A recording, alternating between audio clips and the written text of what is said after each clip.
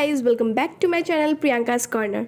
So আজকে অনেক দিন পরে তোমাদের সাথে শেয়ার করতে চললাম একটা নতুন আর ট্রেনিং রেসিপি, যেটা সোশ্যাল মিডিয়া খুললেই আজকাল দেখা যাচ্ছে।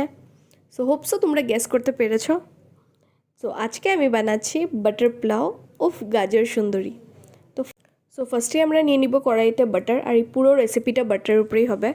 তো ফার্স্টে দিয়ে দিলাম তেজপাতা, গোটা গরম মশলা, কাজু, কিশমিশও তোমরা ইউজ করতে পারো, বাট আমি কিশমিশ দিইনি।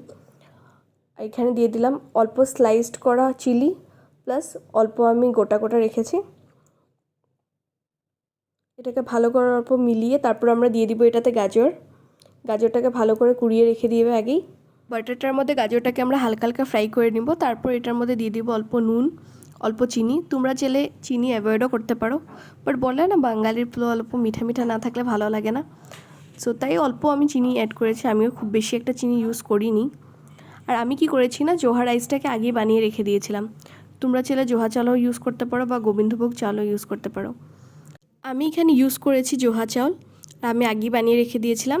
তারপর আমি এখন অ্যাড করে রাইসটাকে তারপর উপর দিয়ে দিলাম গরম মশলা, অল্প বাটার ছিটিয়ে দিয়েছি। আর এখন আমরা এটাকে ভালো করে নাড়াচাড়া দিয়ে নামিয়ে নিব।